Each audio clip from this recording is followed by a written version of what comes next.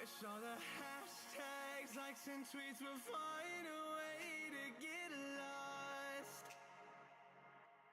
Yeah, and when I pull up to the scene, I wonder what the hell is the cost. And yeah, I know you never say nothing like this before. So third day wrap up.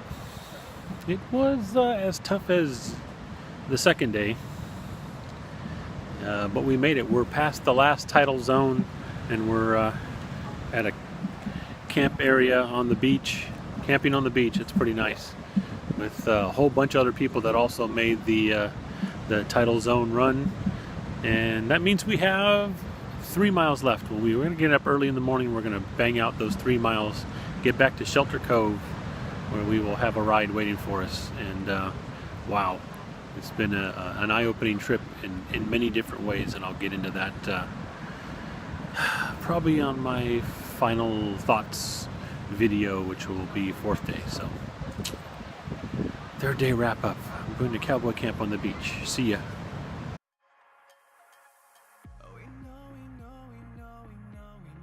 It's all for nothing.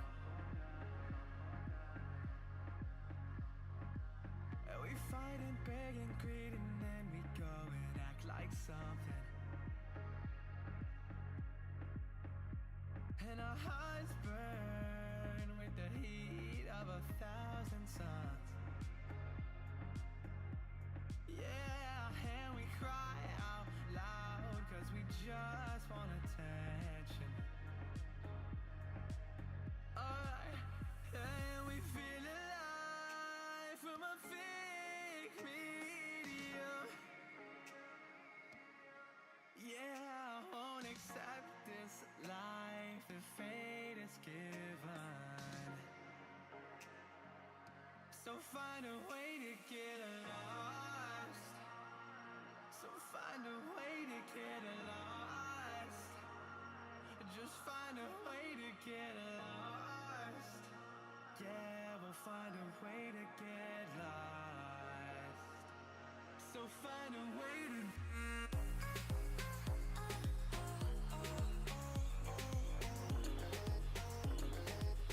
So find a way to.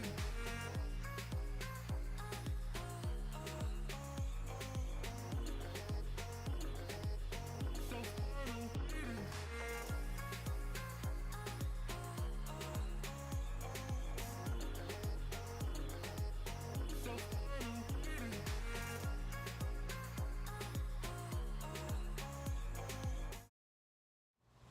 So, the Lost Coast Trail final wrap up here from my my home.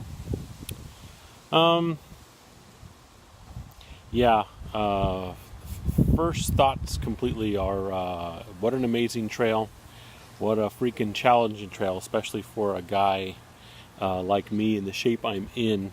You know, I've been, obviously, if you've been watching anything on my channel, I have been hiking and getting some exercise in and things like that. But I tell you what, unless you literally live on the coast and have regular access to a beach, there is no real way to really train for this particular trail. There just isn't.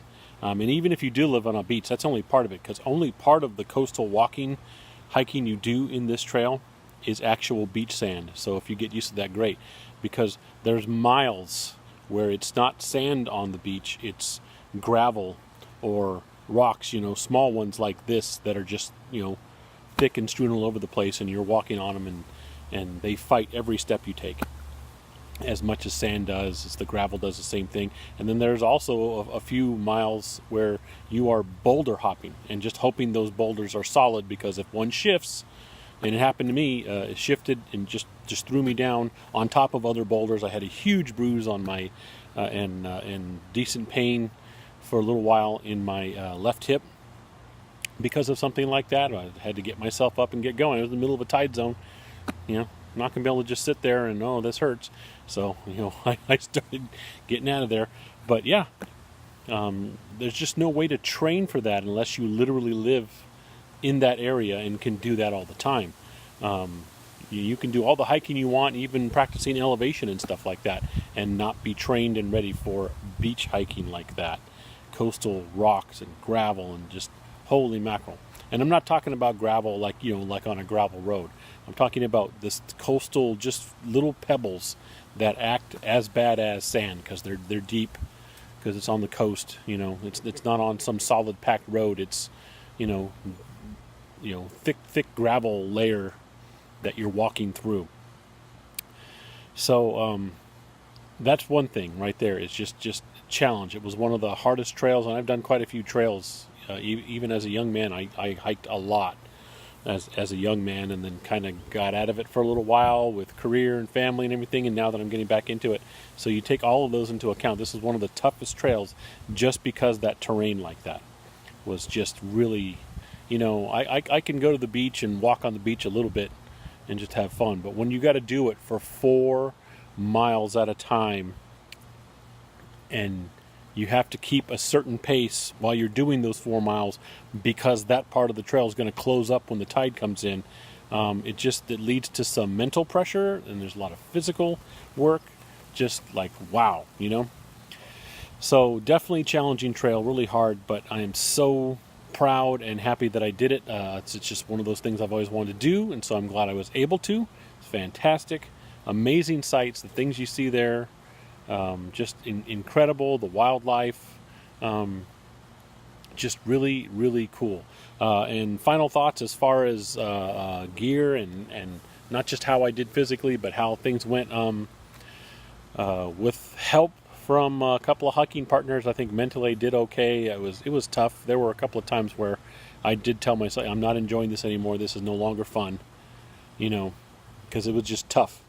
But then I'd get, we'd get to where we were going, and I'd be beat that night, and I'd get some rest, and the next day I'd get up and get ready to go again, partly because you really don't have a choice. You just, it's going to be just as hard going back as it is going forward, and once you get past the halfway mark, but part of it was because I just, I wanted to do it, and I wanted to finish this thing, and I did, so it was really cool.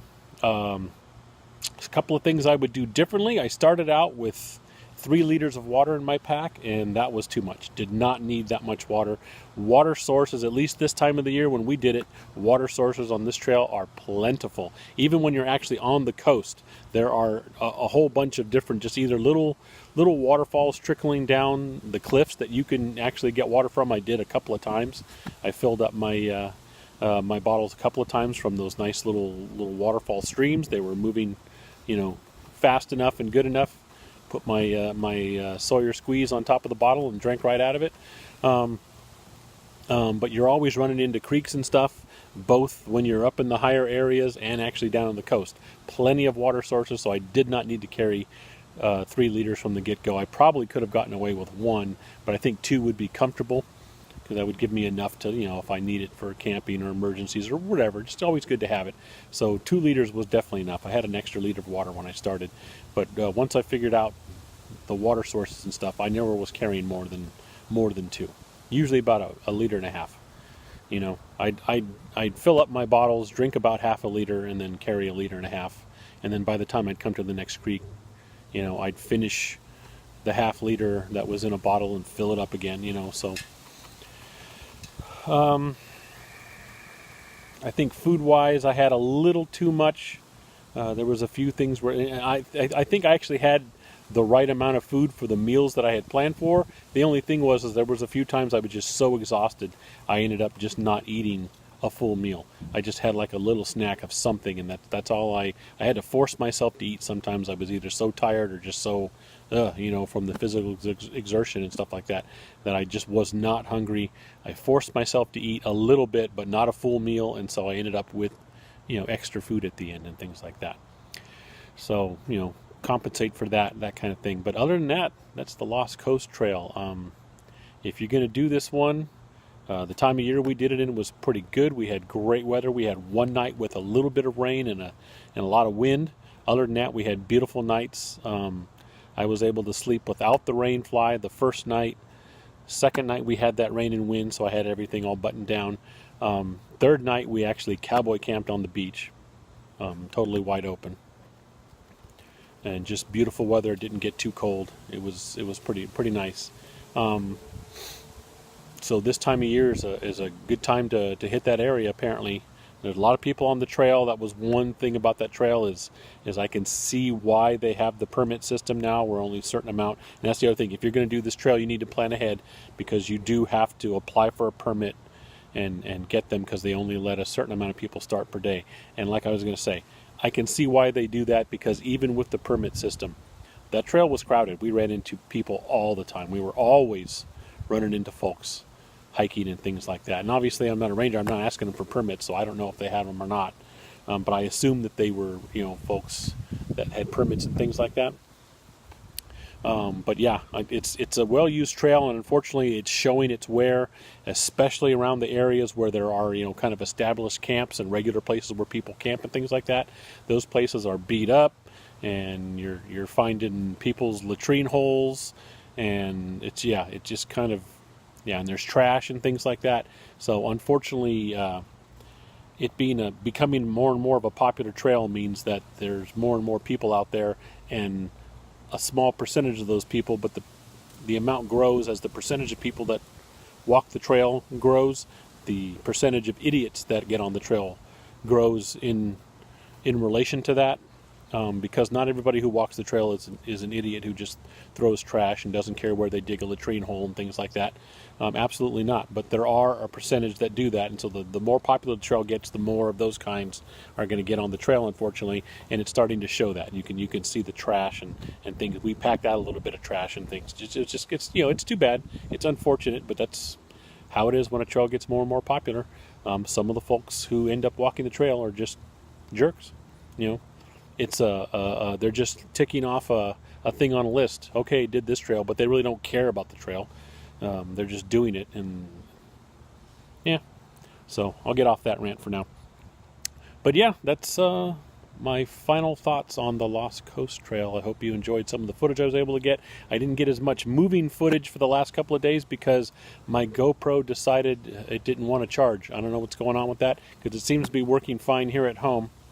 Even though I'm using my phone to film this, the GoPro is working, but out there on the trail it stopped taking a charge, and so I would wake up in the morning and it had been plugged into my little solar charger, which had charged my phone, no problem, but the GoPro wasn't charged, so I didn't get a whole lot of film. Not to mention the fact that I was just working so hard. Just to stop and pull out a camera to film anything was an exertion that I didn't need to add to what I was already doing for some of those things. So I hope I got some decent pictures for you and enough footage and you enjoyed it. That's the Lost Coast Trail, folks. Talk to you later.